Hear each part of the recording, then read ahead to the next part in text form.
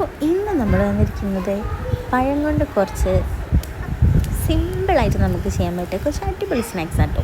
അതിൽ നമ്മുടെ ലാലേട്ടൻ്റെ റെസിപ്പി ഉണ്ട്. ആദ്യം തന്നെ നമുക്ക് ലാലേട്ടൻ്റെ റെസിപ്പി നോക്കിയാലോ.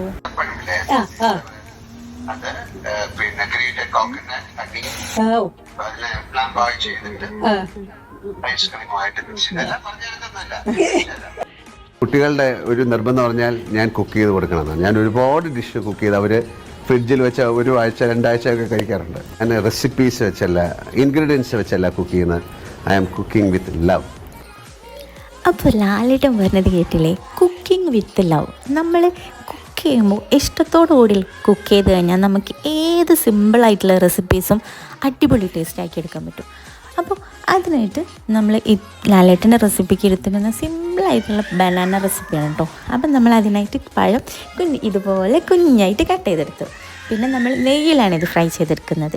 അതൊന്ന് ബ്രൗൺ കളറായി വരുമ്പോൾ അതിലേക്ക് നമ്മൾ തേങ്ങ ചെറുകിയത് ചേർത്ത് കൊടുത്തു. പിന്നെ മധുരത്തിനായിട്ട് ഹണിയാണ് ചേർക്കുന്നത് കേട്ടോ. പിന്നെ ലാലേട്ടൻ റമ്മൂടെ ആഡ് ചെയ്യുന്നുണ്ട് കേട്ടോ. പിന്നെ അതൊന്നും നമ്മുടെ കയ്യിലുണ്ടാവില്ലല്ലോ.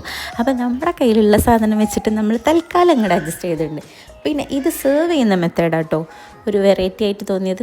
അപ്പം നമ്മളിത് സെർവിങ് പ്ലേറ്റിലേക്ക് ഇട്ട ശേഷം കുറച്ച് ഐസ്ക്രീം കൂടെ ആഡ് ചെയ്ത് കഴിഞ്ഞാൽ സംഭവം വിചാരിക്കുന്ന പോലെയല്ല കേട്ടോ. ഒരു തവണയ്ക്ക് നിങ്ങൾ ഉണ്ടാക്കി നോക്ക്. സിമ്പിളായിട്ടുള്ള റെസിപ്പി അല്ലേ, അടിപൊളി ടേസ്റ്റ് ആട്ടോ. കുട്ടികൾക്ക് എന്തായാലും ഇഷ്ടമാവും, മസ്റ്റ് ട്രൈ ആയിട്ടും. അപ്പോൾ അടുത്ത റെസിപ്പി നമ്മുടെ അയൽപ്പക്കത്തെ ചേച്ചിയുടെ സ്നേഹം കേട്ടോ. ഈ കാണുന്ന പറമ്പിൽ ചേച്ചി ഞങ്ങൾക്ക് കുറച്ച് പഴം തന്നു. അപ്പം പിന്നെ ആ പഴം വെച്ചിട്ടായിക്കാളാം ഇന്നത്തെ സ്നാക്സ് എന്ന് വിചാരിച്ചോ. അപ്പോൾ ചെറിയ പഴം കൊണ്ട് ഇത്രയ്ക്കും അടിപൊളി ടേസ്റ്റിൽ ഉണ്ടാക്കാൻ പറ്റിയ ഒരു അടിപൊളി ഈവനിങ് സ്നാക്സ് തന്നെ കേട്ടോ. എളുപ്പത്തിൽ ഉണ്ടാക്കുകയും ചെയ്യും. അതിനായിട്ട് കുറച്ച് പഴവും അതിലേക്ക് 1 കപ്പ് മൈദപ്പൊടിയും 1/2 കപ്പ് ഗോതമ്പ് പൊടിയും 3 ടേബിൾ സ്പൂൺ പഞ്ചസാരയും കുറച്ച് വെള്ളം 1 നുള്ളു ഉപ്പും കൂടെ മിക്സ് ചെയ്തിട്ട് കൈ കൊണ്ട് നന്നായിട്ടങ്ങ് മിക്സ് ചെയ്തെടുക്കാം. നമ്മുടെ കൈ വെച്ചിട്ട് തന്നെ ചെയ്യുന്നതായിരിക്കും കേട്ടോ നന്നാവുക. മിക്സിയിലടിക്കുമ്പോൾ കുറച്ചുകൂടെ ലൂസായി കിട്ടുള്ളൂ. അപ്പം നമ്മുടെ ആ കൈ വെച്ച് തന്നെ ചെയ്യുമ്പോഴാണ് കുറച്ചുകൂടെ ടേസ്റ്റ് കിട്ടുക. കൈ കൊണ്ട് നല്ലോണം തിരുമിയതിന് ശേഷം കുറച്ച് വെള്ളമൂടെ ആഡ് ചെയ്തിട്ട് വീഡിയോയിൽ കണ്ട പോലത്തെ ഒരു കൺസിസ്റ്റൻസി ആക്കിയെടുക്കാം. എന്നിട്ടൊന്നുമില്ല, നമുക്കിത് ഫ്രൈ ചെയ്തെടുക്കാം. അപ്പോൾ ഇത് ഫ്രൈ ചെയ്യുന്ന സമയത്ത് നല്ലൊരു സ്മെല്ലൊക്കെ വരുന്നുണ്ടായിരുന്നു കേട്ടോ. നല്ലൊരു സ്മെല്ലായിരുന്നേ. അപ്പോൾ നിങ്ങളുടെ വീട്ടിലുണ്ടോ ഈവനിങ് സ്നാക്സ് ചോദിച്ചു വരുന്ന ആൾക്കാർ? ഇവിടെ ഉണ്ട് കേട്ടോ. രാവിലെ ചായ ചോദിച്ചില്ലെങ്കിലും ഉച്ചക്കത്തെ ചോറ് ചോദിച്ചില്ലെങ്കിലും വൈകുന്നേരം ആകുമ്പോൾ വരും. ഇന്ന് എന്താ ചായക്ക് കണമെന്ന് ചോദിച്ചത് അതിലൊരാളാണ് കേട്ടോ ഈ ഇരിക്കുന്ന ആൾ. അടുത്ത ആളെ കാണിച്ച രാവി അടുത്ത ആൾ ഇതാണ്. വൈകുന്നേരത്തെ ചായ പലഹാരം മസ്റ്റ് കേട്ടോ. ചായക്ക് എന്താ സ്പെഷ്യൽ എന്ന് ചോദിച്ചു വരുന്ന ആളാണ്. അപ്പോൾ അത്രയേ ഉള്ളൂ അന്നത്തെ സ്നാക്ക്. ഇനി നമുക്ക് പഴം കൊണ്ട് തന്നെ ഉണ്ടാക്കാൻ പറ്റിയ മറ്റൊരു സിമ്പിളായിട്ടുള്ള സ്നാക്സ് വേണം. സാധാരണ നമ്മൾ പഴം ഉലർത്തുന്നത് കോഴിമുട്ട തേങ്ങക്ക് വെച്ചില്ലേ. ഇത് നമ്മുടെ പഴം ഉലർത്തിയതിൻ്റെ വേറൊരു വേർഷനാണ്. അപ്പോൾ ഇതിന് നമ്മുടെ നേന്ത്രപ്പഴം തന്നെ ആട്ടോ എടുത്തത്.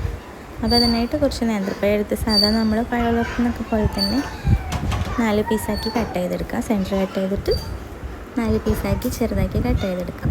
പിന്നെ ഇതിലേക്ക് നമുക്ക് ആവശ്യമുള്ളത് സേമിയ കേട്ടോ. അപ്പോൾ ഞാൻ എടുത്തിട്ടുള്ളത് റോസ്റ്റഡ് സേമിയാണ്. റോസ്റ്റഡ് സേമിയയും പഴവും പിന്നെ കുറച്ച് പഞ്ചസാരയും പിന്നെ അതുപോലെ കുറച്ച് കാഷ്യൂസും കുറച്ച് കിസ്മിസും വേണം കേട്ടോ. ജസ്റ്റ് ഒരു ഫ്ലേവറിന് വേണ്ടിയിട്ടാണ്. പിന്നെ കുറച്ച് വേണമെങ്കിൽ ഏലക്കാപ്പൊടി യൂസ് ചെയ്യാം കേട്ടോ. അപ്പോൾ സാധാരണ നമ്മൾ ഉലർത്തുന്ന പോലെ തന്നെ ചെയ്യാം. നമ്മൾ ഫ്രൈ പാൻ അടുപ്പത്ത് വെച്ച് നെയ്യോ ഓയിലോ എന്താ ഇഷ്ടമുള്ളതെന്ന് വെച്ചാൽ അത് ആഡ് ചെയ്യുക. അതിലേക്ക് പഴം ഇട്ട് കൊടുത്ത് നന്നായി മിക്സ് ചെയ്യാം. പഴം നന്നായിട്ട് മിക്സായി വരുന്ന സമയത്തേക്ക് നമുക്കിതിൽ പഞ്ചസാര ആഡ് ചെയ്യാം. ഒരുപാടൊന്നും വേണ്ട, പക്ഷേ ഈ പഴം കുറച്ച് മധുരം കുറവുള്ളത് കാരണം കുറച്ച് അധികം പഞ്ചസാര എടുത്തിട്ടുണ്ട് കേട്ടോ.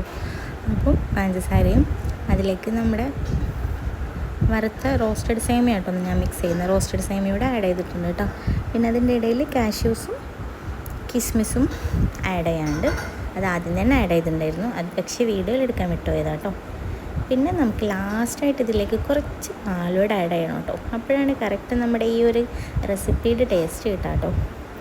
അപ്പോൾ നമ്മൾ പാലൂടെ ആഡ് ചെയ്തിട്ടിട്ട് എന്തായാലും നമുക്ക് സിമ്പിളായിട്ട് വീട്ടിൽ ചെയ്യാൻ പറ്റിയൊരു ഈവനിങ് സ്നാക്സ് അല്ലേ. അപ്പോൾ എല്ലാ റെസിപ്പിയും ഉണ്ടാക്കി നമുക്ക് സിമ്പിളായിട്ടുള്ള റെസിപ്പിയും എന്നാൽ നല്ല അടിപൊളി ടേസ്റ്റുള്ള റെസിപ്പീസ്